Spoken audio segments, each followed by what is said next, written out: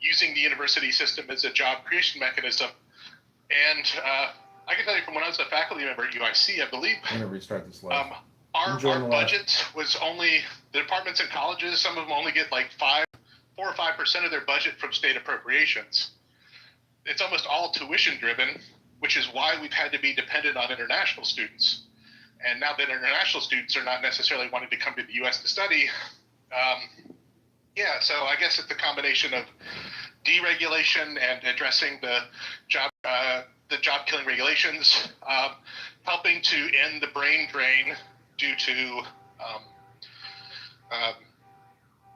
the high cost of tuition and the tremendous kind of administrative bloat that is driving our most talented and multi-generational wealth out of the state, and then a balanced budget initiative that kind of goes back to that same concept of right-sizing government and enforcing fiscal discipline. Thank you for coming to my TED Talk. That's awesome. You're ready for common sense politics, Stephen. I feel like I should run for something at some point. I was going to say that myself. Yeah, I kind of get into like this. I call it TED Talk mode when I'm chatting on some of these things without having prompts. But yeah, I have a pretty good understanding of most areas of policy and things like that. But it's just like I was born in Illinois. I've lived other places, and I have kind of a comparative perspective. But it's just like this isn't how state government runs. That even if we kind of align with progressive values, that like we can't have one side of one aspect of society just being the other as its piggy bank and just demanding more and more and deciding stuff. So like there's going to have to be something, I think we're kind of getting to that point. There's going to be either a taxpayer revolt or the city or the state is going to have to declare financial exigency, and discipline is going to have to be imposed through agencies of the federal government because we don't have the capacity or the responsible people who are kind of currently in charge of the institutions who are willing to take the political risk to right-size everything. I fully agree. I think we're getting there.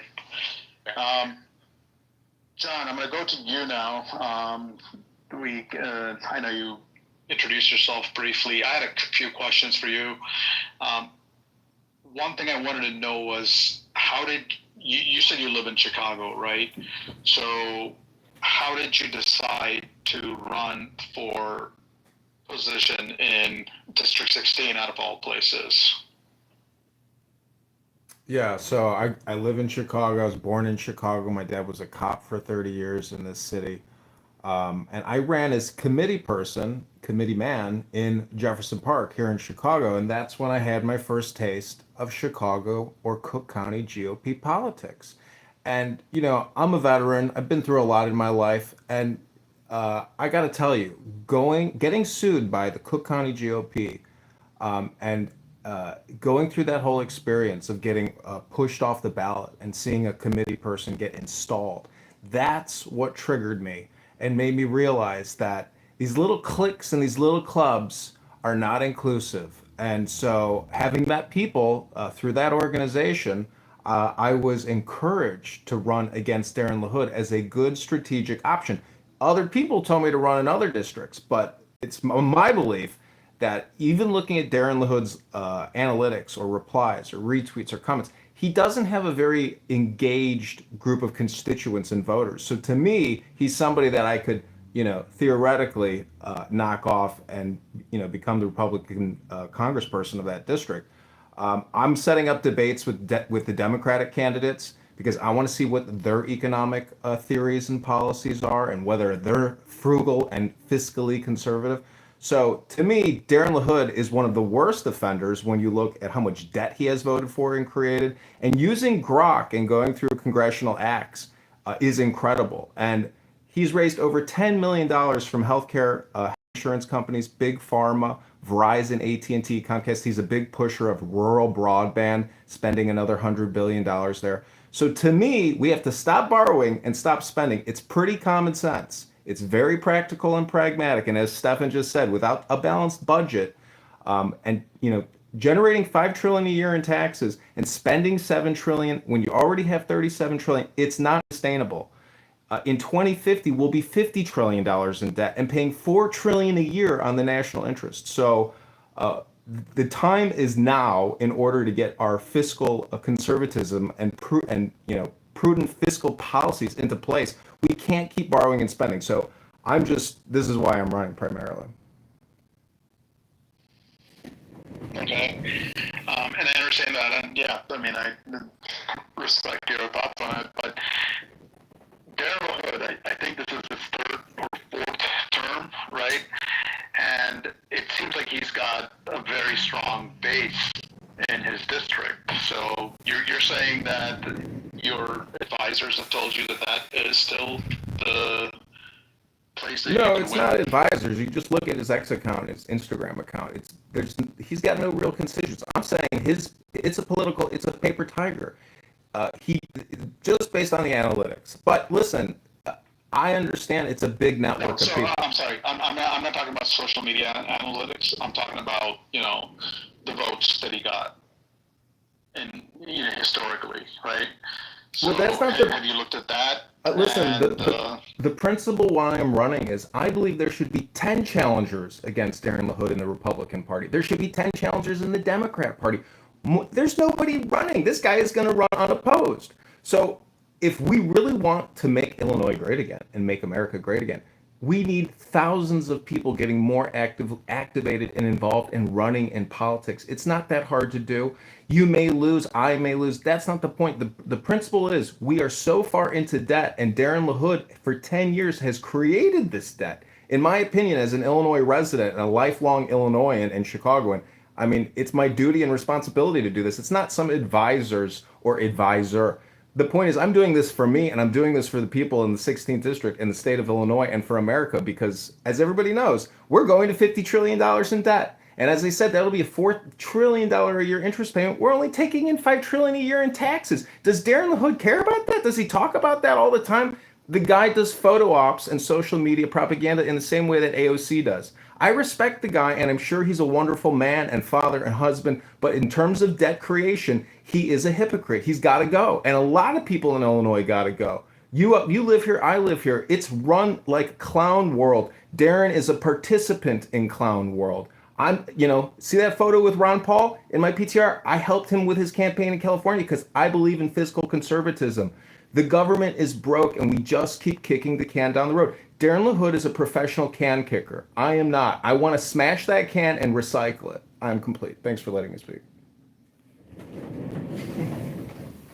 okay. Anybody from 16th district here have any questions for John? You can come up and request to speak. The red pill. I see you requested to speak. Did you have a question or a comment? Yes, hello. Can you hear me okay? I can hear you fine. Hello, everybody. I live in the 15th district of Illinois, and I wanted to report in something very interesting that happened. I grew up in the 15th district, lived in Chicago for 20 years, and then back here. I live in a small town of 550 people along Highway 36, kind of in between Decatur and Champaign. And this little town was a disaster during the pandemic. We had all kinds of crime here, and the village board was run by a bunch of elderly, aging Democrats. And they were very unpopular. The town was very upset. And one by one, they started leaving the board or retiring. And one by one, we replaced them with MAGA Republicans. And the small village now has a brand new board and a brand new village board president. The whole group is of a Republican mindset, and we are going to fix this little town.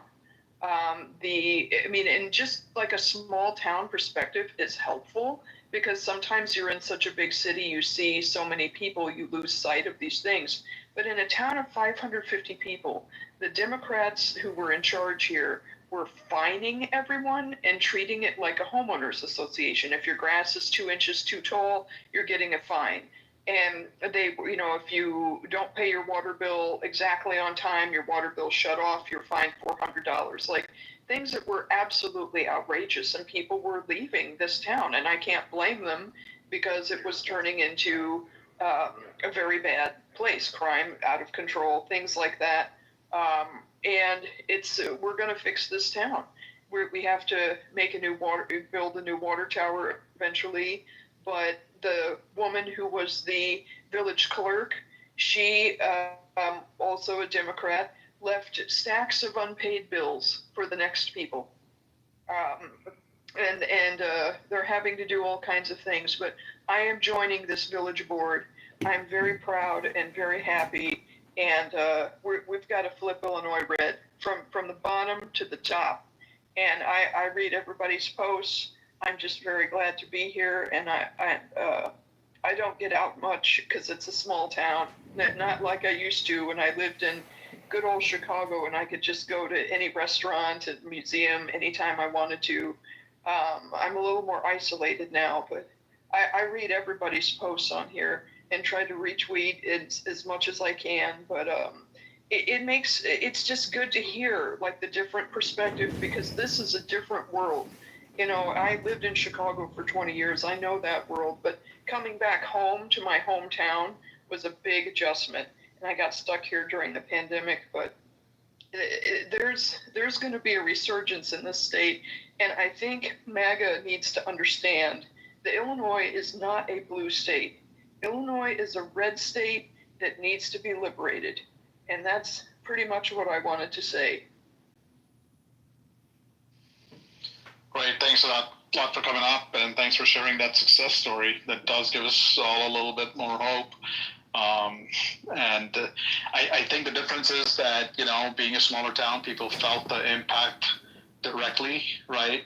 And there was less gaslighting that happens constantly, through media and everything, where, people are feeling one thing, but they're told to believe in something else, right? And here you felt it directly, and you took responsibility and took charge and made the change. So that's really good to hear.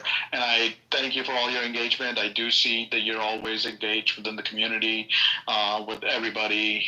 So thanks for everything. Yeah, you too. Kyle, how's it going? Another day on this side of the dirt, my friend. So, a quick question for John. Well, one, nice talking to you again. Joining you in your little book club earlier today. Question: what is not the message? Because the message you have is correct. But what steps are you taking in terms of contact with like precinct committeemen, people on the ground? What's your plan of attack to actually defeat the hood? And again, just with ACDC's point, with him having such a big backing, be it good or bad, irrelevant on the point, what's your plan of attack to actually defeat him? And I agree with you, there needs to be more people. The fact you're a Ron Paul fan, man after my own heart. But more or less, I guess I'm just looking for the semantics that you have planned or laid out that you're currently working on or need help with, so on and so forth. Yeah, I mean, when I ran for committeeman here in Chicago, I hired people from the South Side off of Craigslist to gather signatures for me. I gathered, 700 or 1,200 signatures. It took me 30 days to gather all the signatures. When I got sued and I looked at Stella Richards, the woman who ran against me, they generated her signatures in one day, and the ballots were so perfect, it looks like nobody ever even touched them. So my strategy is to get the amount of signatures to get on the ballot for the March primary. It's going to be a lot of work. I live in the northwest side of Chicago. I can hire people through Craigslist to generate these signatures for me, but I'll tell you, the people that gather signatures for you, it's a challenge to get them to affordably get these signatures created. But I'm going to try to recruit political activists from the left and from the right to help me get the signatures. That's the whole goal. If I can get on the ballot, that's a big win for me. He's got $10 million to advertise to the 16th district, and he's going to spend that money. Yesterday, he re-announced that he's definitely running. So I live in Chicago. I see Krishnamurti ads nonstop. They have an unbelievable amount of money to control the narrative and to run ads. And if you witnessed Pritzker's run for governor, I used to work at Google as an account manager. Pritzker blanketed the media in a way that is unstoppable. Everything is Pritzker. He's the solution to everything. So the mass media, or the mind control of all of our cell phones, is very difficult to break through. And unless you have the money to advertise on Google, on Meta, on X, it's very challenging. X would be a good place to start for my campaign. But the strategy is to get on the to win the primary, or to get on the ballot. I mean, if I can't get on the ballot, it's nowhere to go. It's going nowhere. So that's my first goal and objective, is to get enough sufficient signatures that can be confirmed. Because during the challenging process, I mean, they literally go signature by signature and challenge every single signature. They will sit there and waste their time challenging every single signature, signature by signature. I've been through the process. It's exhausting and ridiculous. But just to confirm and actually data verify every signature, to confirm that we actually have enough signatures to be on the ballot, in March, and hopefully get voted for. Because the voters in Peoria, in Rockford, if they're just gonna be party loyalists and toss, vote for Darren LaHood over and over again for going on 10 years. Plus, Darren LaHood signed a limitations.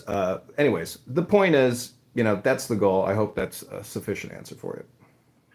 No, I mean, it is. Are you using, or do you have anyone with access to software like Numenar or anything of that, to where you know what doors to knock to essentially assure your vote, or assure your signature spot at least?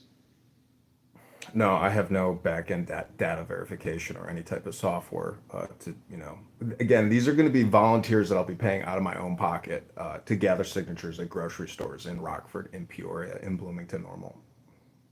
Okay. Yeah, it might be worth just seeing if any of the local PCs. And I'm not a fan of the tribalism. I don't like the down ballot R or down ballot D. I'd rather R if you're just going to down ballot one of them, but I'd rather an educated voter. That's why I say I'm more of a paleo libertarian. But nonetheless, I would reach out to possibly some PCs that you might be able to have assist you with the door knocking aspect of what doors you want to hit. Hello, John. So you can get the Cook County data at 69 West Washington Street. Both Chicago City data for voter, and the Cook County voter data at that address. Got it. Yeah. I mean, again, it's really just getting these people organized, 10 people, 10 towns. Yeah, and then doing a back end. I could try that. I can go down there and see what I can pull after I start generating signatures. But thank you. Yes. Do you also have a petition lawyer? Well, I know Abazi from my first time running for committee person, but I don't have a lawyer working with me right now. No. But if you need one, I can introduce you one.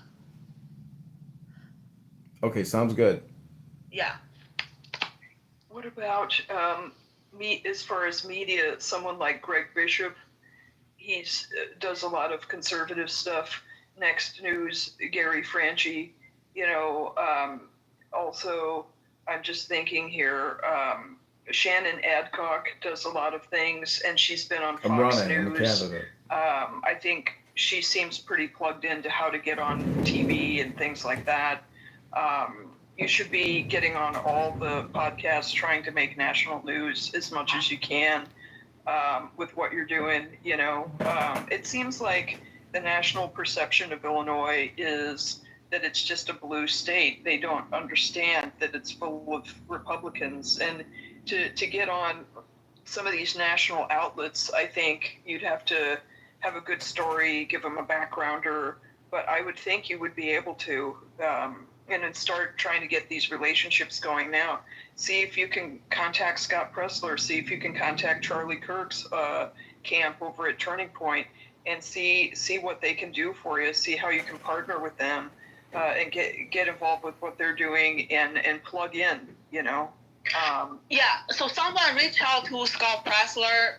He said no. Illinois is a lost cause. He will not come here. And for Charlie Kirk, if you can mix through, primary, you have a better chance, because there's so many people want to get on his platform. And I know, Terry Newsom knows Charlie Kirk. That's the way you can get, but, there's so many people, if you can get through primary, you have a better chance, because he's very busy. He's only have 1 or 2 days a month, a time off. Scott Pressler won't come to Illinois. No. Maybe just a phone call to the people he works with to see what their best practices are. Yeah. What they've learned, how they've done it, what their techniques are. Yeah. Maybe it's something that he could learn from his campaign. Because, I agree. Yeah. I would expect Scott Pressler to campaign for you, asking for advice would be good. I can, ask someone, see if he can get on Zoom call or something, What he does is register people. That's what he does. He has like 70 some, people in his team spreading out, all over the place. Okay, thank you very much. I'm going to go to Rich. Rich, thanks for coming up. Did you have a question for John or for Stephen or anyone? Yeah, I was going to ask John. First question would be, do you believe that we should cut government subsidization into universities and stuff like that, and all the money that we're dumping into it from the federal government and also the state government? The second question would be, what are you going to do if elected for the 16th district? Yes, Yes, I know Rich. I invited him here from Clubhouse. He is a big critic of Islam, which I think is an important topic to discuss at times. But yes, I mean, I asked Stefan here, why is the federal government sending $790 million to Northwestern? They have huge endowments, but little do you know, just as your average taxpayer and average worker, the federal government through these grants and subsidies are sending hundreds of billions of dollars a year to university. I mean, I went to university. I understand they get state funding or federal funding, but when you look at how much it is versus the endowments of some of these super Ivy League schools, it's absolutely insane that the government is subsidizing these schools when they can generate hundreds of millions of dollars a year in yield on their vast portfolios. And for the District of 16 in Central Illinois, I mean, I want to be their Rand Paul, their Thomas Massey, their Ron Paul. If Illinois is Abraham Lincoln's state, a Republican, if we don't study Abraham Lincoln, study his philosophy, if we don't understand the history of the Republican Party, and all we do is spend $2 trillion more every single year for the rest of our lives, we will destroy the dollar. We will destroy your children's future. We will create perpetual debt. People in this country should be born with a $200,000 plus surplus to put them through college and maybe give them some money for a down payment on a house. Instead, you're born $110,000 in debt right at the bat. Go to usdebtclock.org and study the tables. Find out the true fiscal and financial situation in America. It's dire. We're spending $2 trillion a year Medicare, Medicaid, $1 trillion Social Security, $1 trillion on national defense. The NDAA at $1 trillion a year is a big problem. We have forever wars because we're funding our war machine at $1 trillion a year. So, Stefan is a veteran. We have to cut how much we're borrowing and spending. We can't keep doing this. So this is the message. And the most important thing that I want to emphasize to voters in 16 is that we have to be fiscal conservatives. We have to stop borrowing and spending. The big, beautiful bill that Darren LaHood voted on adds trillions of dollars to the national debt. We have to stop borrowing and spending. We have to be prudent with and set priorities.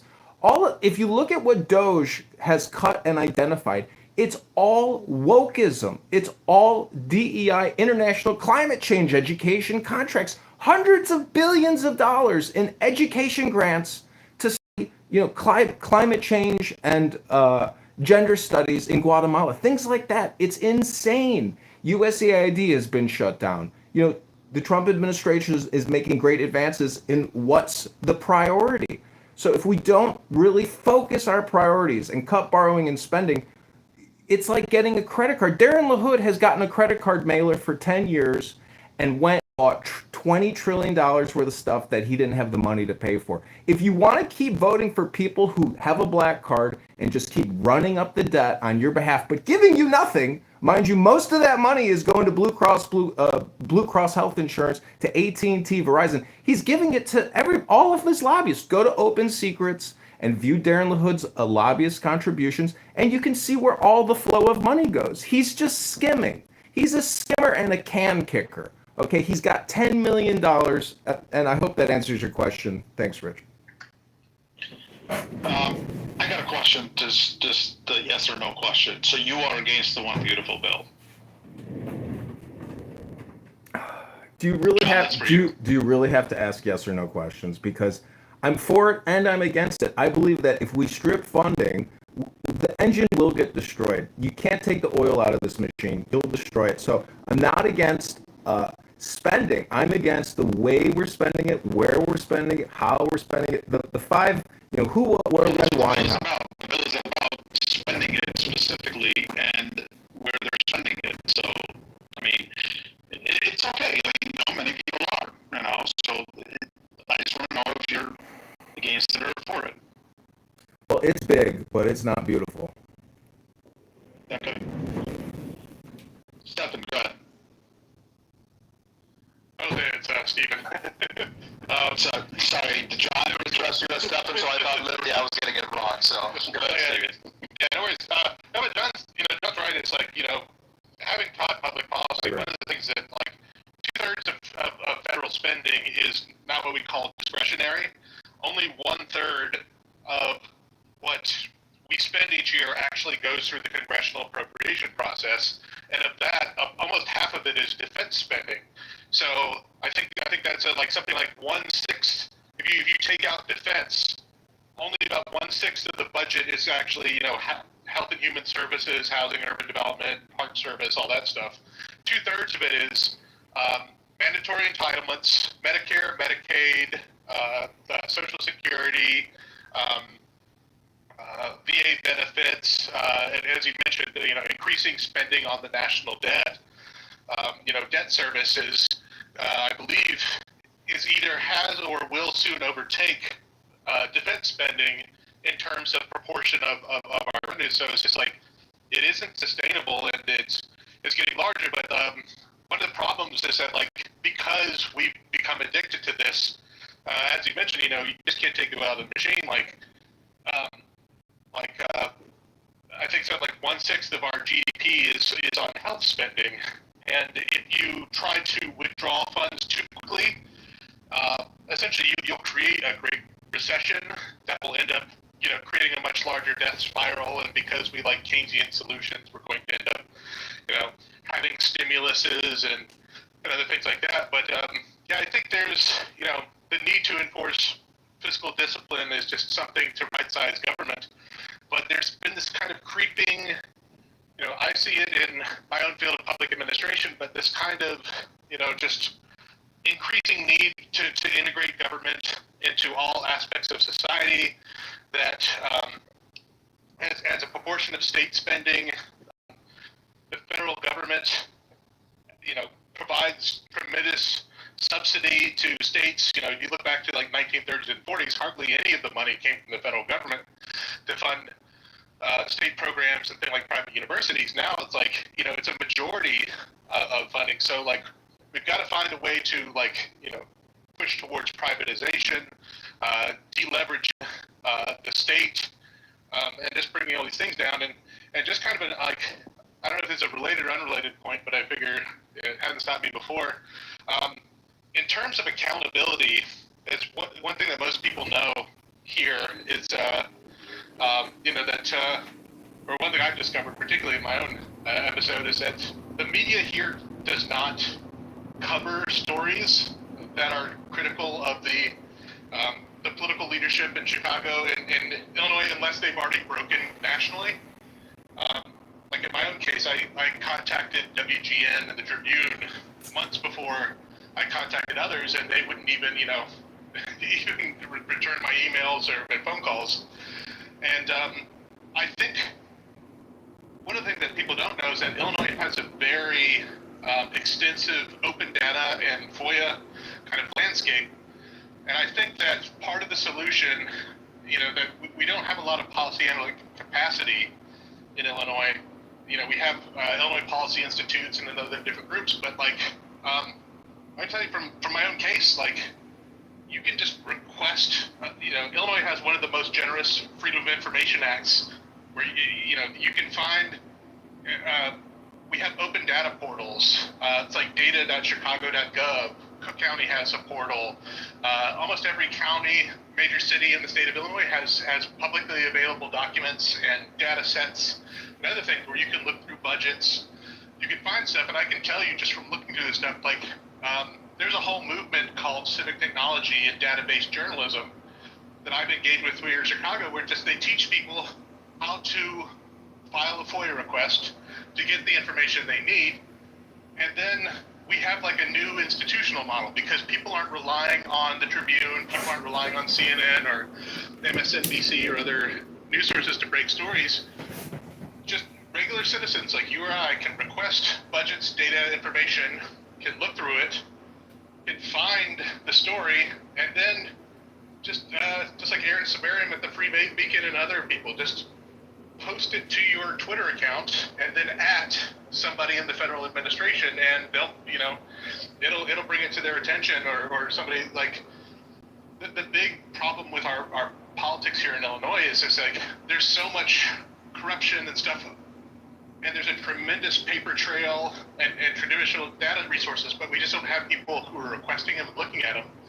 And I'd like to, I think in some aspirational world, and this might go back to what I was, the big questions that I had before, is I'd love it if there was a way to help, get conservative political science students or public policy majors who do internships to just FOIA stuff and just put it out in the open domain and just do a lot of the investigative journalism that isn't being done.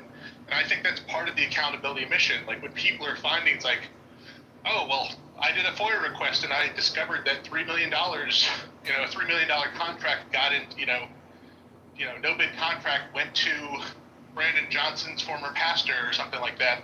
It's all out there, and it's all, they've acted with so much impunity for so long that they've not really hidden much of it, and there's such a tremendous paper trail. But I think I might even end up posting some sort of session about, how to request these things, but it's all there, but nobody's looking for it. And I think that's at least a first step in addressing this question of budgets and bloated government and misuse and appropriation, because there's a tax that's being paid for institutional corruption, graft, and all that other stuff like that. And that's kind of the low-hanging fruit before we start making cuts to things that might be more politically less popular. But let's go over the wildly illegal stuff first. And even and I'll just finish on this. There's a group of employees, the Department of, I believe, Human Services in Minnesota, and they've kind of gone rogue. They have a Twitter account, but they've gone rogue. It's just we're exposing hundreds of $1 million in corruption at the Minnesota Department of Health or Human Services or whatever, thing like that. Is that any way we can get people inside government? There's a lot of conservatives who work in state government and work in the city of Chicago. They know about ghost payrolling. They know about no-bid contracts. They know about these patronage positions and stuff like that. If we can provide some sort of mechanism, be it a website or reporting or anonymous tip line, that they can give us information. There's people who are connected in the GOP to national political organizations that know how to amplify that to the right stuff. So I think we're evolving into a new era of how politics is played. And I think to some respect, we're kind of lagging in that, but I don't know if we're so much as lagging as it's emerging right now. And I'm seeing the model in my own case, and I see promise in let's start putting some heavy hits on these programs and use that as a way to deleverage, to expose the graft, to expose the corruption, to change the narrative. to get people to go, oh, I can't support that, and then start voting Republican in the next election. That's a really good point, Stephen.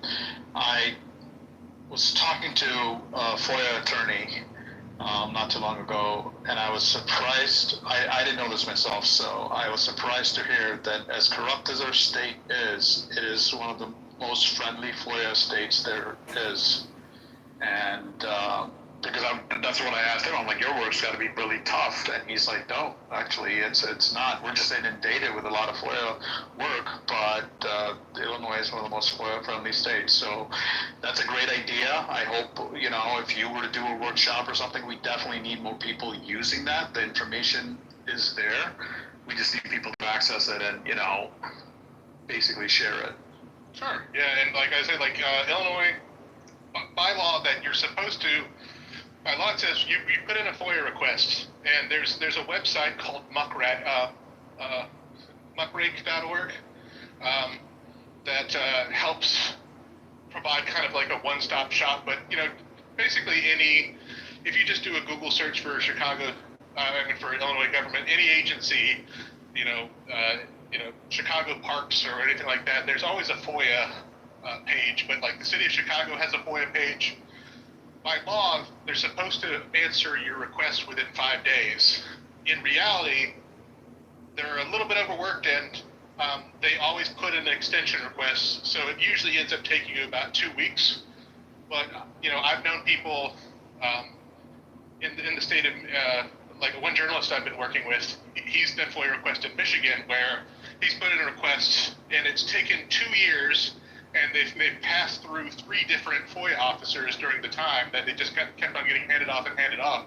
So, as accountability goes, you take some of that, you shine some sunlight or shine some light on it and watch the roaches scatter. But we do have, luckily, the legal framework to provide a very important accountability mechanism and use some of the principles of data journalism, which have been employed, I'd say, very effectively, particularly for progressive causes. And I've learned some of these techniques. I'd be glad to host a training for people who are interested in doing this. I'd probably come down and speak and just kind of show how it's done. But all that information's out there. Everything we need to do accountability, it's a force multiplier in a way that you probably won't understand. You wouldn't expect. But the ability for you as an average citizen to just discover these stories and then post them on social media and then forward them to the GOP vice chair of some committee or something like that. They can amplify it to their circles, and it will go up the chain to the national party organizations. And that's kind of how my thing worked. It just takes a little bit of knowledge to know how the system works and a little bit of preparation to know what you're supposed to be looking for. But after that, you just start seeing the dominoes fall. Yeah. All right, so I'm going to be closing the space down here. We've gone over the hour and a half that we usually allot for this every week. But I'll give the last question to Rich, and then we'll kind of wrap it up after that. Go ahead, Rich. Awesome, thank you. I appreciate it. So first thing I was going to ask, John, could you bullet point 3 specific things that you would do if elected for the 16th district in the first, say, 100 days? What would be your main goals and objectives? And then secondly, I was going to mention, if anybody's giving a heart or a 100 or a thumbs up to John Kitover, if you're interested in helping him, get elected, then definitely feel free to reach out to him and see what you can do to help. Thanks. Yeah, hey Rich. Every HR act that comes across my desk, like Darren LaHood, the can kicker, I will crush that can and I will say no. I am against all future additions to borrowing and spending. I want to see drastic cuts to Medicare, Medicaid. I think $2 trillion for the health outcomes that we get in this country. If we were to take $100 billion and build federal gymnasiums around the country and get people working out and watching their diet, you could easily cut hundreds of billions of dollars from Medicare, Medicaid. So it's not popular because Blue Cross Blue Shield really needs that money. And your local hospital chain really needs that money. I mean, when's the last time you went to a doctor? They do data entry. You'd be better off going to a physical therapist if your health sucks. All they do is do data entry and prescriptions. I would hardly call that being a doctor. That's like being a robot in a healthcare facility. So I think at 30, 35, with all this debt, if we don't change the way we're doing business and functioning as a society and get fiscally frugal as a people, I mean, the Constitution allows soldiers to go in your house, in times of emergency. We have nothing to really worry about in terms of national security, invasion, things like that. We have to cut the NDAA by hundreds of billions of dollars. So, I mean, that's the message, I want to tell people in Illinois 16 is that Darren LaHood is never going to say no. You can use Grok and look at his congressional record and see countless trillion after trillion after trillion HR acts that he votes yes on. He's bought and paid for by big pharma, by big telecom, and he's gonna keep getting the money, and he's gonna keep increasing the debt at a linear level. So if you want to join me in my campaign and help contribute money, so I can find young people in the top 10 towns in the 16th district to go to grocery stores this upcoming weekend to start gathering signatures, because this is a now operation. I have to get 20 signatures a day in order to get on the ballot in March. So if you help me, go to johnforcongress.com. It's a basic little website. I wrote a little essay on there because I was contacted by a news agency. And if you want to join the campaign, just follow my profile here. If you want to follow the campaign, just click my profile, and I would love for you to join me on this journey. It's only going to last a couple months. And I thank you all for listening here. And I want to thank Libs of Chicago, who posts incredible content, who exposes the rot in Illinois. And ACDC, thank you for having me on my show. And Kyle, nice chatting with you earlier. I do a book club this morning. I read the Constitution and created YouTube clips. So I think part of this is a communication war. We have no choice but to speak up and to spam them back, because the media and what all these politicians are doing, they're just creating spam. And when AOC is worth $20 million and Nancy Pelosi is worth $420 million with a $175,000 a year salary, the fix is in. They're manipulating the outcomes for themselves, and they just keep kicking the can down the road and pummeling us with nonstop taxation, nonstop borrowing, and nonstop spending. And I'm sick of living in clown world. So thanks for listening to me, and I hope you all have a great evening. All right, great. Thanks, John. Thanks for coming up. Thanks, Stephen, for coming up, and all the rest of the speakers, and the new speakers also, and all the listeners, of course. And with that, we're going to end the space tonight, and we're going to continue next week. We may have a great candidate. I'm in talks with James Mendrick to come on to the space. So hopefully he can make it next week or the week after, but we're going to have him on soon here too. So with that, I'm going to wrap up the space. Everybody have a great evening, and we'll talk again next week.